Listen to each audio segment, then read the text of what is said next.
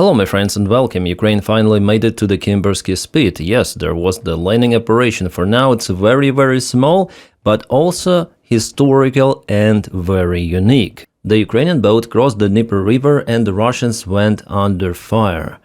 Let me show you the video from the place. So this is the landing operation itself. A Ukrainian drone boat delivered a UGV, unmanned ground vehicle. Yes, it's the first drone landing operation in a human history. Well, maybe someone tried to do it before during the military drills or some of the tests were conducted, but it's the actual military operation in the battle zone.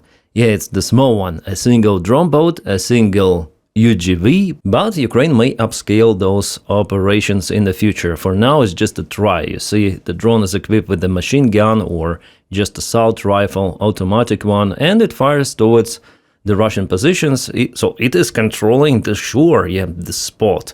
A drone boat returned back, leaving UGV operating on the Russian-controlled territory. So 123rd Separate Brigade performed this kind of the unique operation, I would say. A first landing operation fully conducted by drones. And I think that this strategy might work. For example, deploying 5 of the UGVs to some of the spot. They might have also solar panels to operate constantly. They might be equipped with machine guns, anti-drone warfare, and they might spend there lots of the time, like it was the case. And one of the UGV was controlling Russian positions for 1.5 months, not letting Russians to assault towards Ukrainian positions. So it's like one of the variants. I think it might work partially in Kimburski spit. Why not? Well, Ukraine is already trying multiple of the variants, and this one is especially good because you don't have a human life losses, and for Ukraine it is an advantage because Russia, with their restrictions for the Starlinks and for other communication systems, they cannot use UGVs on far distance. So they require some of the stationary broadcasting devices to transmit the signals, and that limits the range for Russians significantly. But Ukraine is basically unlimited. That's why Ukraine is experimenting with those drone technologies. So today is one more chapter in potential landing operations using drones, and I guess our allies might like this step forward, and investments are possible in this case to Ukrainian drone landing operations. And we have the geolocation exact coordinates shared by IMI OSINT. The boat definitely landed at the Kimburski spit, not far away from Pokrovsky, small settlement or very small village that is being destroyed. My friends, as usual, just a reminder, please like this video and also subscribe for the channel. Do it right now. It's very important to boost the video and entire content in algorithms. Thank you so much. And also, if you have this opportunity, you may support my job on Patreon. The link for it is in the video description right below, or join membership of YouTube channel by pressing button join. Thank you guys. You're amazing. You're awesome. Your support means a lot. My friends, let's continue with the video. And let's continue to review the situation on the front lines. The most difficult direction for the Russian forces is in Komar direction. We have the precise report about it from Clement Molin. He also based his information on other OSINT's reports. So Komar, Russia tries to send some additional forces to partially destroyed settlement, but overall Ukraine has an advantage here. So for the last few months Ukraine has liberated or advanced to the small villages in this direction. Also Ukraine pushed Russians from Novopavlovka, and Russians don't have any more attempts to advance to this village. Instead they want to go to Ivanivka, but for them it's very difficult. Clement Molin says that the Russian problem is first of all logistical. All roads leading to the area are exposed and under fire. The only 2 places which Russia is using for accumulation of the forces are Bahatir and Komar villages. After these villages, Russian infantry still need to walk on foot on open roads from 5 up to 10 kilometers to reach Frontline. Their temporary positions in the smaller villages before the actual assault attempts. Recent videos showed multiple of the casualties after Russian infantry were sent across the Vovcha, Bahatir, Ivanivka, Selena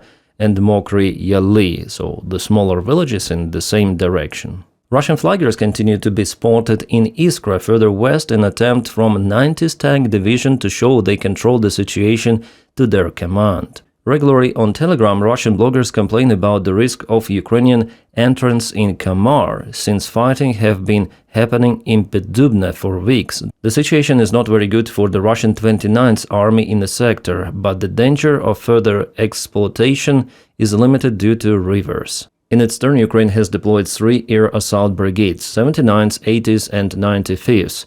They're very capable, so the same direction. The idea is to push back Russian forces behind this river of Mokry Yeli, and partially Ukraine already did it, expanding the gray zone further to the east. Ukraine continued to reinforce the sector. This also gives more losses for Russian forces. The main challenge is the large number of airstrikes falling on their positions. If airstrikes decreased in Hulaypole, they slightly increased here recently, including more than 50 in the large yellow perimeter on the map, inside the gray zone between Kamar and Ivanivka. So here, this area, Ivanivka and Kamar, Russia is using lots of the aviation gliding bomb strikes. That's the main tool, how they stop Ukrainian offensive and how they attack themselves. With Novopavlovka under control and Ivanivka secure, the Ukrainian armed forces can still move to south, pressure and trap Russians attempting to attack New Donbass Line fortified section. But it is probably much more interesting to keep the situation as it currently is, since it's the open kill zone for thousands of the Russian forces in this sector. For further exploitation, the Kamar-Velika-Novosilka direction are much more interesting in order to further slow down or postpone Russian offensive momentum in Hulaypole. So Hulaypole is more to the south, of course, but here we see it's the most difficult direction for the Russian army, and they have the most of the losses.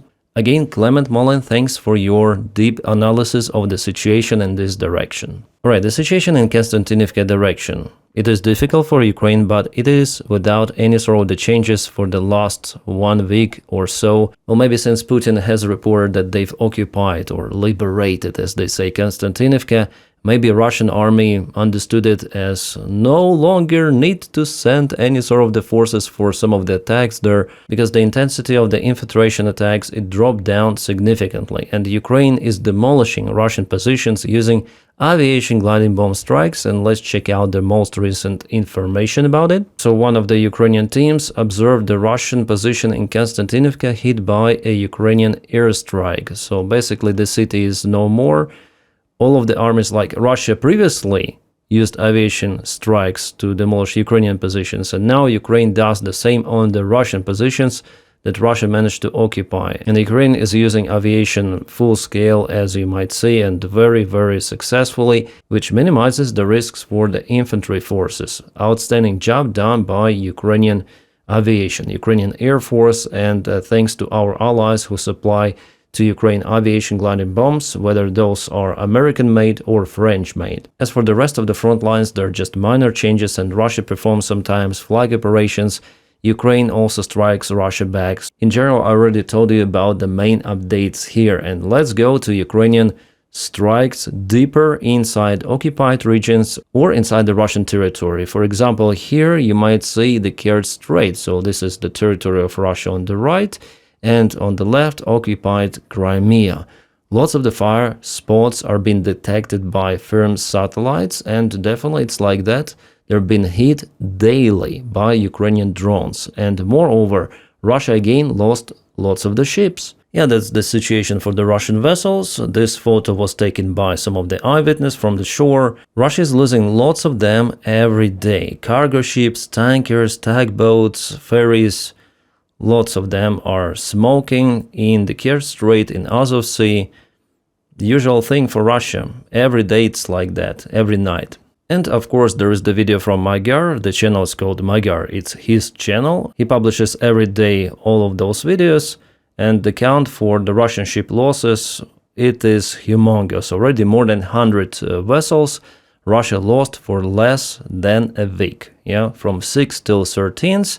Like 105 of the ships were hit, significantly damaged, or completely disabled. They're unable to continue the normal operation, let's say. Magyar is definitely very successful, and I am very happy that he was appointed to the position of the commander of the Ukrainian drone army. It is impressive what he does and how many changes were there since he was appointed.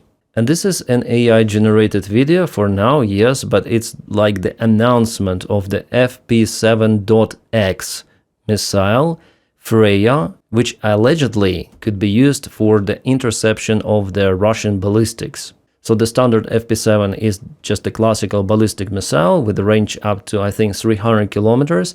Maybe more, I'm not sure, but .X is the air defense missile, like it looks the same, but the features of the missile they're different, and it will be used for the Freya air defense system of Ukraine, which is now ongoing, the process of development, design. But yeah, sadly it takes lots of the time to develop something new, but Ukraine does it very fast, usually faster than competitors. Simply because Ukraine has no other choice but to shut down Russian missiles because they harm Ukrainian logistics, Ukrainian infrastructure, Ukrainian military, and also terrorize civilians. So it is number one, I would say, priority for Ukraine Defense Ministry. And yesterday there was the meeting between Zelensky and Fedorov, who is a current defense minister, and they discussed the air defense features of Ukrainian army and what could be introduced to fight the threat from the Russian ballistics, because now Ukraine is unable to intercept those.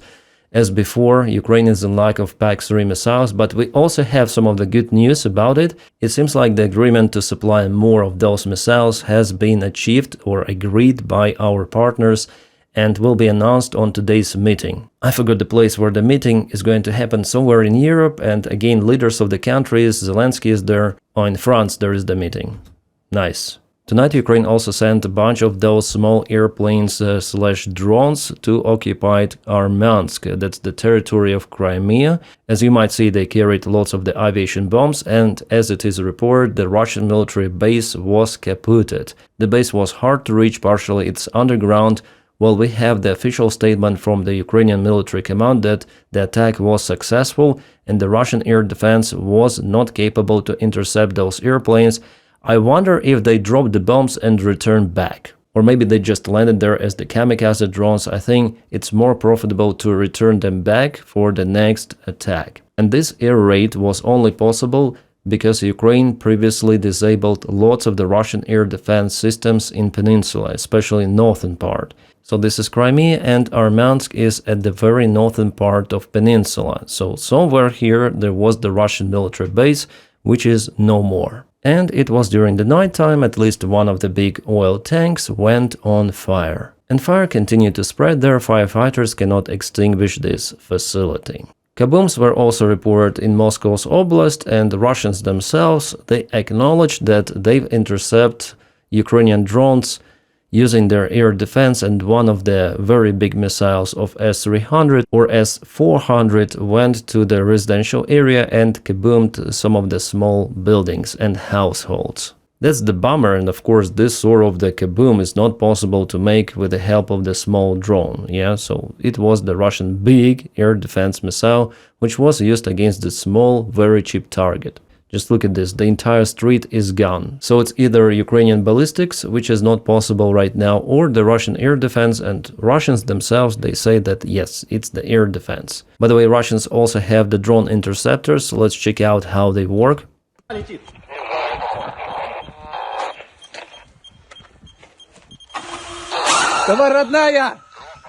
So there is the drone, which is flying, and here is the drone interceptor.